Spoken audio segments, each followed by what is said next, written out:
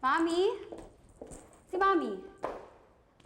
Ay, sorry.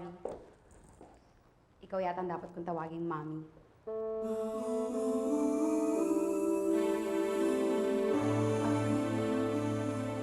How was your trip? Eto, may pasalubong ko sa'yo. Birth certificate ko. Ikaw lang pala ang nanganak sa States, hindi si Mami. At babae ang naging anak mo, hindi lalaki. At pinangalanan mo pa ng Paloma. Unless may iba pang Paloma sa bahay na to. Ako pala ang naging anak mo, Mami Ernestina. Ma, anong tingin niyo kay Ethan? Si Ethan? Gwapo. Thoughtful.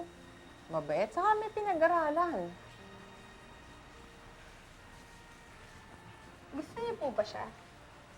Hindi naman importante kung anong gusto ko eh. Ang importante kung anong gusto mo. Nanliligaw siya. Sasagutin mo ba dahil mahal mo o gagawin mo panakipbutas kay Carlito? Mabait siya. Wala yun sa tino. Nandito yun, sa puso. Sabi naman ni Ethan, handa siya maghintay. At ayoko rin namang padalos-dalos ka dahil wala na kayo ni Carlito. Alam mo, may damdamin din si Ethan. Ayokong saktan mo siya dahil nasasaktan ka lang kay Carlito.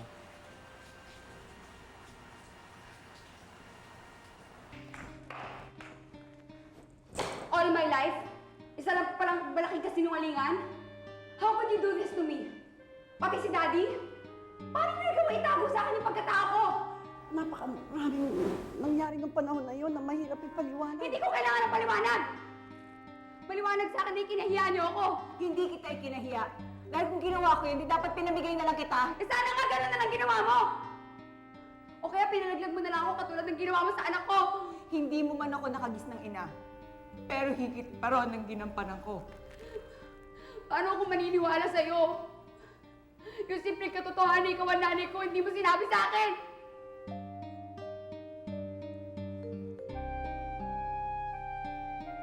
Bata pa ako noon.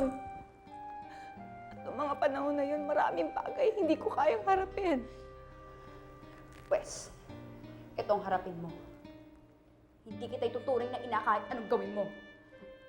At kinahihiya ako naging miyembro ko ng pamilyang to. Ang mahalaga, isa ka rin Montebayor. At mahal ka namin. Hindi kanyang klase pagmamahal ang kailangan ko! Saan ka pupunta? Loka! Sa tunay kong ama, hindi ako nakakulong! Oh, kamusta si Lucinda dyan? Walang maalay, suka ng suka, boss. Eh baka na, buntis lang yan. Sana yun lang ang naramdaman niya.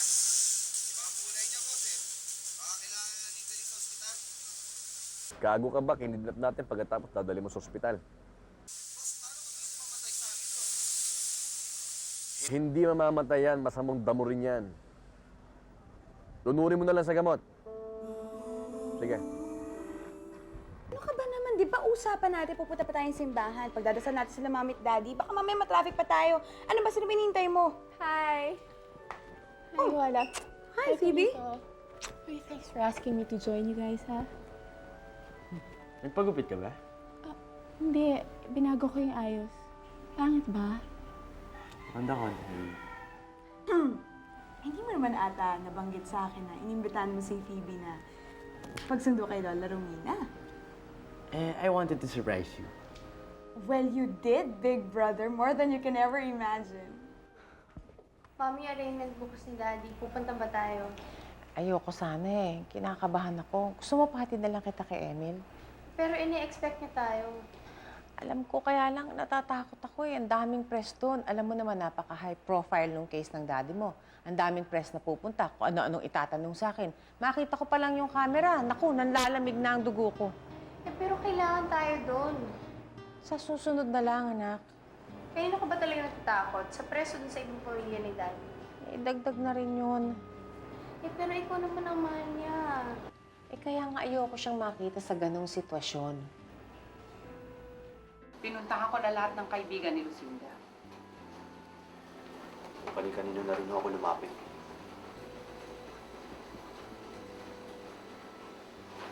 Baka naman, Wala ko kami pinag-away mag-asawa. Wala rin dahilan para gawin niyang pusa yun. Hindi ko masasaktan si Lucinda. Nestor, tatapatin kita. Marami ang nagsasabi na may alam ka sa pagkawala ni Lucinda. Ako? Hindi ko magagawa sa asawa ko yun. Hindi naman ako naniniwala sa kanila eh. Pero, kung lumabas na ikaw nga, papatayin kita. Ipapuputol ko ang kamay ko. Ang mga Montemayor lang naman ang galit sa kanya. Lahat kami ay nagkakagalit sa isa't isa. Pero wala sa amin ang nawawala. Tinakulit siya ni Gob. Ayokong isipin yan. Ngayon lang nawala si Lucinda ng matagal.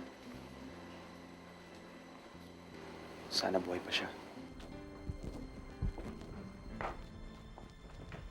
Welcome home, Justice. Hello, Doris. Hello po. Regalo ko ito kila Cynthia at Carlos nung ikinasal sila. Oh, look at me. I'm getting sentimental. Iho, magpatawag ka na ng party meeting. Kailan po, Lola? Soon. Next week? No, this week. You know, I've read the profiles of all the lawyers on both sides. At naniniwala ako na hindi magtatagal si Leandro sa kulungan. Kaya ngayon pa lamang dapat pinaghahandaan na natin ito. Teka, Lola, ano kung ibig niyo sabihin? Malaki yung chance na ma-acquit si Governor sa ginawa niyang krimen kina Mami at Daddy? Iha, innocence has nothing to do with the acquittal or conviction of a suspect. It will really depend kung paanong gagamitin ang strategy ng mga lawyers na makikipaglaban sa kaso. Ganon yun. Si Alberto bang pinakamalaking witness ng prosecution? Marami silang witness, pero so far si Alberto na yung pinakamabigat. Yung mga dating drivers ni Gob, pinupuntahan ng prosecution para kausapin. Siguro nagbabaka sakali silang makakuha ng magte-testify against Dad. Wait, is Alberto someone we should be afraid of? Well, he is a very dangerous man. I like danger. Bakit ba tuwing bubukas ang bibig mo, para kang nanliligaw? Purely speculative, Your Honor. Alam mo sa korte mo sabihin yan. Not here. Okay, Nestor. Lang. Pasok.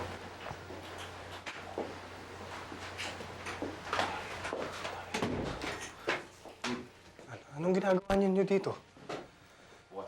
Hindi niyo ba alam, delikado? Maraming galit sa akin. Pati pamilya mo galit sa akin. Buti na lang, dito kayo tumuloy. Walang makakaalam na nandito kayo.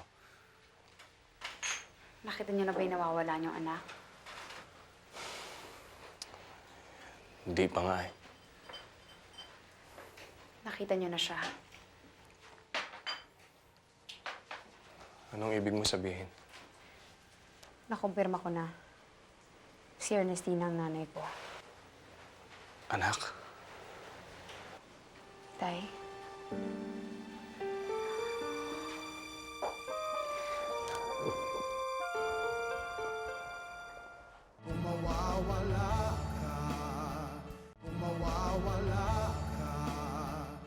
Ano naman yung sinasabi mo na anak na lalaki ni Ernestina?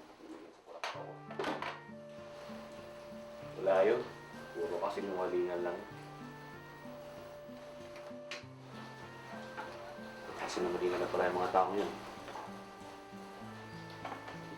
Alam mo, hanggang ngayon nga hindi ko maubos maisip kung kailan nagbago si Ernestina. Alam mo dati, tulad mo rin siya eh. Masayahin. Tulad ko si ate. And mami ko. Oo. In love na in love kami sa isa't isa nun. Ang kontrabida nga lang sa buhay namin ay si Iluminada. Lalo na sa akin. Ayaw na ayaw sa akin nun. Dahil ba mahirap lang kayo? Oo. Lagi naman ganun. Eh, ba't kami ni Paloma pinapayagan nila? Mapanlin lang sila, Dindo. Bawat kilos nila may ibig sabihin. Ito, pagagawa ni Iluminada to eh. Imbitahan niya ako uminom ng tsaa noon. Ako naman si Gago, tsaa lang naman ang alam ko inumin. Hindi ko alam, lulunurin pala nila ako sa bugbog hanggang sa mabulag ako. Gentlemen, hindi ko gusto ang pagkakapasok ng anak ni Leandro sa ating partido. Siya po ang ating pinakamalaking bala, Madam Justice. Hindi tayong makikinabang dito, Montemayor pa rin. Sa darating na eleksyon, kapag ang sinuportahan at isinulong ng ating partido ay si Alberto sa pagkagobernador laban sa partido ni Leandro, manalo-matalo, Montemayor pa din ang uupo. Madam, hindi pa po namin pinag-uusapan ng mga bagay na yan. Kayo, pero natitiyak ba nyo kung anong nasa sa utak ni Alberto? Pero Lola, ipinakita ni Alberto na iba siya sa daddy niya. Pag siya yung mauupo, magbabago yung lahat. Iho, hindi namumunga ng atis ang puno ng niyog. Pinuputol ninyo ang ugat pero nagtatanim kayo ng buto. Eh di Montemayor pa din ang uusbong? Alam ko na ngayon ang dahilan kung bakit itinago ni Leandro at Iluminada sa akin yung pagbubuntis ni Ernestina noon. Malapit na kasing eleksyon nun. Tatakbuli ng pagka-mayor si Leandro Montemayor. At ayaw nilang maiskandalo. Ang sariling kapakanan ng dahilan.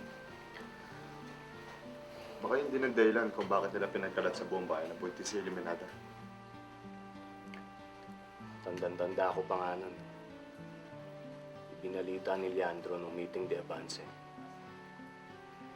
Makakakuha rin ng boto yung ganung pakulo nila. Kinasangkapan lang nila ako.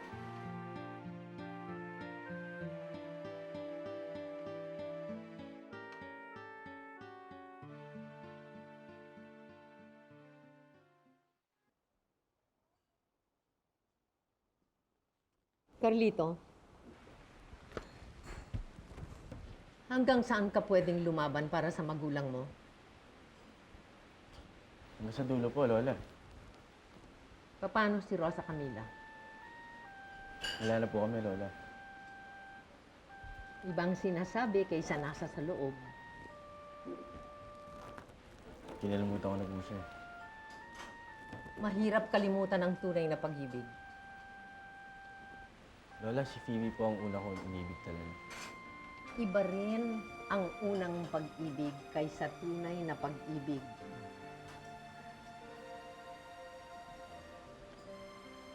Carlito, pamilya muna bago ang lahat, iho. Wala na ang mga magulang mo. Tayo-tayo na lamang dito. Kung sakali at mananaig ang pag-ibig mo kay Rosa Camila, wala kaming magagawa upang pagbawalan ka. Tanging payo lamang ang maibibigay namin. Pero iho, mag-isip ka.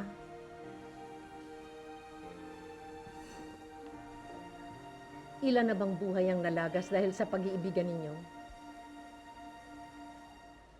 Nagpaalam ako kay Iluminada para maka-attend tayo ng bail hearing ni Leandro. Hindi tayo pinayagan. Napaka-unfair naman nun. Ganun talaga, sila ang unang pamilya eh. Huwag mo ang kampihan yung Iluminadang yan, no? Saka unfair yung pigilan kayo magpunta doon. Bakit mo kailangan humingi ng permiso? Eh, bukas naman sa public yung bail hearing na yon. Kahit sino, pwede magpunta doon. Ano ba talaga ang hidden agenda mo? Hidden agenda? That's right. Justice, hindi ako katulad ng daddy ko. Yan ang ikinatatakot ko. Dahil sa basa ko sa'yo, mas masahol ka pa kaysa daddy mo.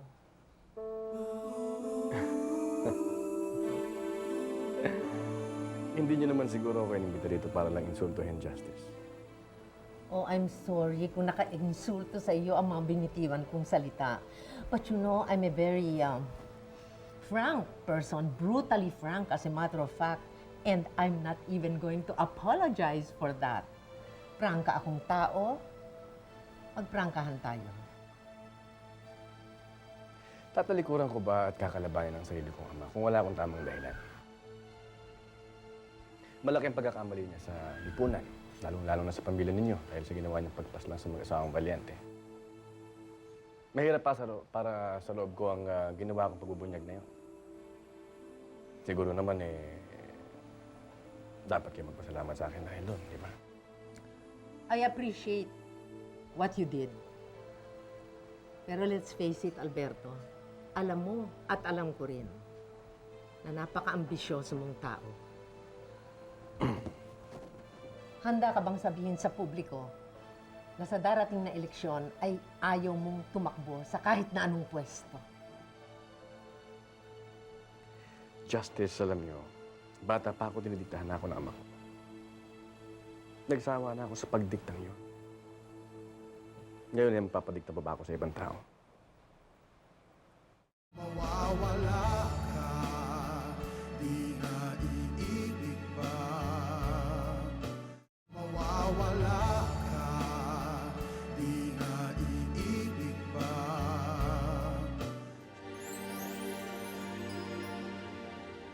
Hindi yata tayo nagkaintindihan. Ang sabi ko noon, Alam ko. Gusto lang kumustahin ni Rosa Camila ang daddy niya. Pati si Emil at si Angie, namimiss na nila eh. O edi magpadala kayo ng greeting card. Parang awa mo na lang sa bata. Awa? Wala ako noon. Naawa ka ba sa akin nung nakawin mo si Leandro? Pero alam mo, Ma, may chance naman mag-grant ang petition natin for bail. I feel like headless chicken. Hanap ako ng hanap, pero hindi ko naman alam kung saan ako mag-umpisa maghanap sa kapatid mo. Pero alam mo, Ma, kung hindi mag-grant ang petition for bail, pwede pa naman tayo mag-petition ng at least malipat ng detention center si Dad. Where? Sa morgue? Sa police station? Sa kalye? I've done all of that. Ma, ano ka ba? Aren't you the least worried about Dad? Amanda, isang batalyon na kayo nagwo-worry about Leandro. Para kay Lucinda, ako lang. Nag-iisa ako. That is not true. That is not true, Ma'am. Alam mo bang pinablatter ko na siya sa lahat ng police station? And Ma, I can only do so much. Amanda, can you assure me again na you and Leandro have nothing to do with the disappearance of... You know what? You know what, Ma? I'm going to pretend I didn't hear that from you. Ma, pwede ba huwag na tayong mag-away? Seryoso tong sitwasyon natin ngayon. Habang nakakulong si Dad, hindi natin alam kung ano pinaplano ni Tita Iluminada at ni Ate Ernestina. Aba, nagpapakitang gilas na ang unang asawa ni Dad. Nako, hindi natin alam what they have planned against us. We have to be ready for them.